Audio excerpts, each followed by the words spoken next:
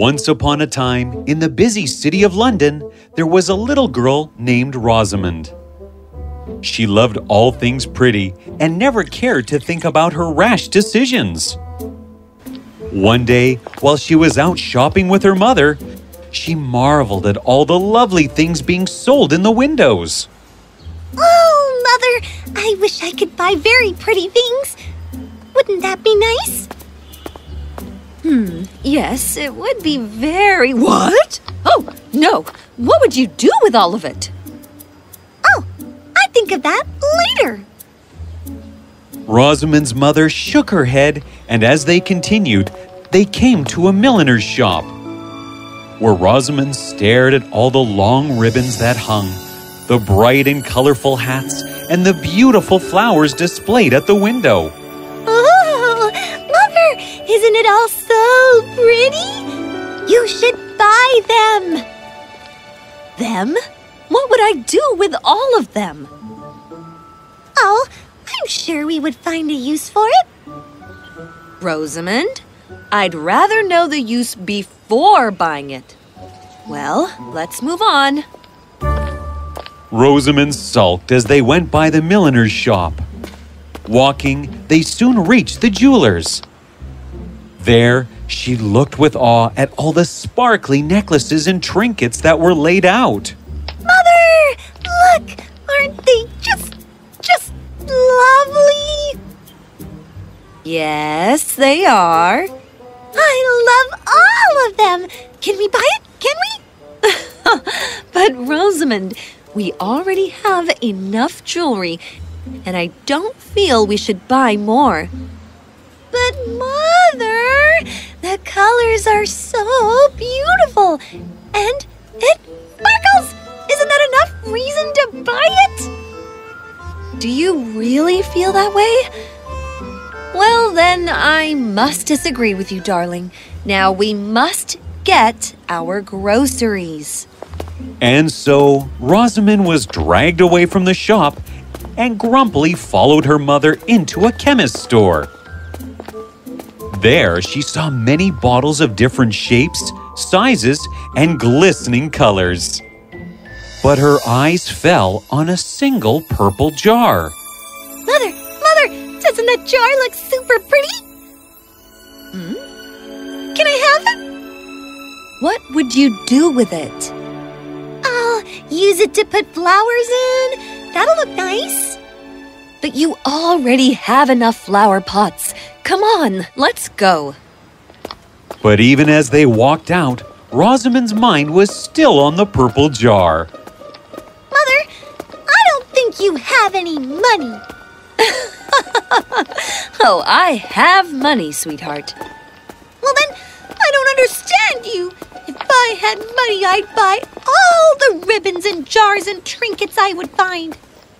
Is that so?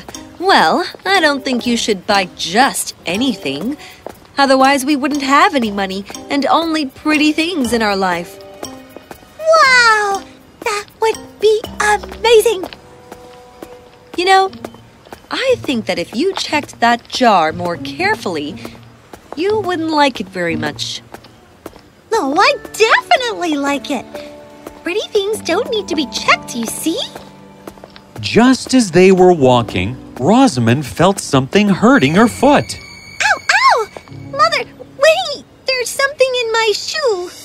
She removed it only to find a huge hole.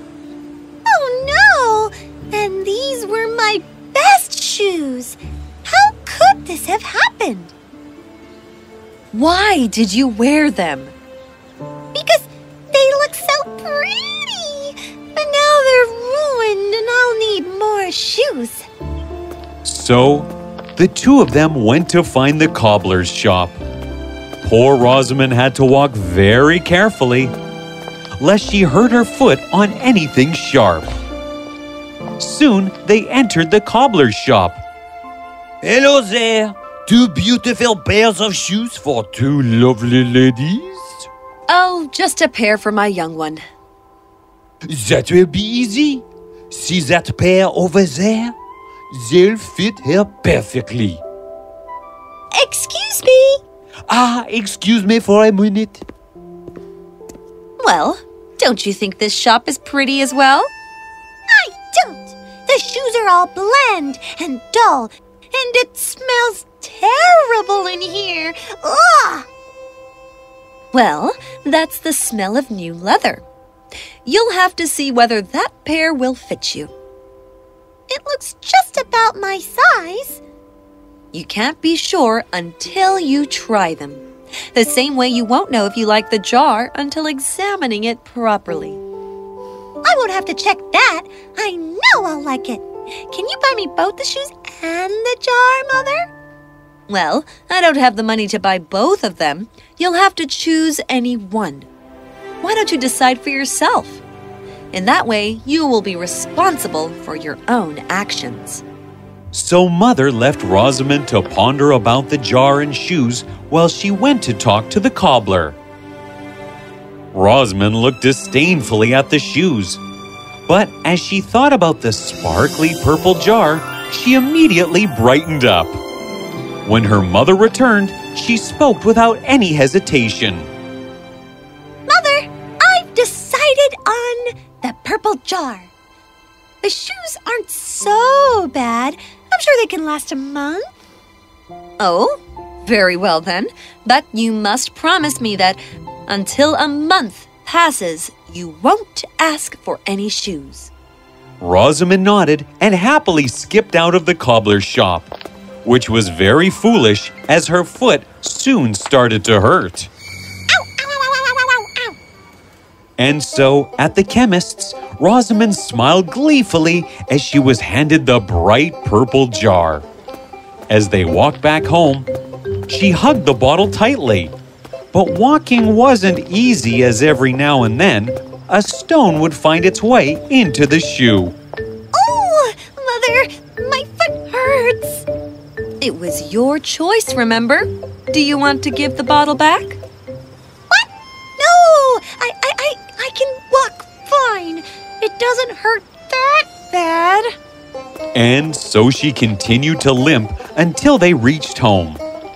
She took off her shoe only to find it completely ruined. Well, I can just use my normal shoes. Now for this beauty. Rosamond picked some pretty flowers they had bought and went to put them into the jar. But as she opened it, a horrible stench came out. Ew! What is this? What's wrong, darling? Mother, this jar contains some stinky liquid. I need to put the flowers in it. Well, then why don't you fill it with water? You'll have to throw that other liquid out. She went to the sink and poured all the dark liquid out of the jar. Oh no! It's just a normal glass jar. Indeed it was. The purple liquid inside had been what had made the jar so attractive. And now little Rosamond was completely heartbroken. Oh, Mother, what do I do? I don't want this jar anymore. Why not? You can still put the flowers in it. No! I wanted the jar only because it was purple. Well, I told you to check it more carefully. If you had, then maybe you would have bought the shoes instead. Shoes! Mother, if I give you back the jar, then can you buy the shoes for me? I'm sorry, my dear, but as I said, no shoes until the month ends. You'll have to do without them. Rosamond wasn't happy, but she stuck to her promise and didn't grumble. That is, until the next day when her father surprised them. My dear, we have been invited to a dance this evening at the next town. My, we will have such a great time, won't we, children? Wow, a dance! Yay!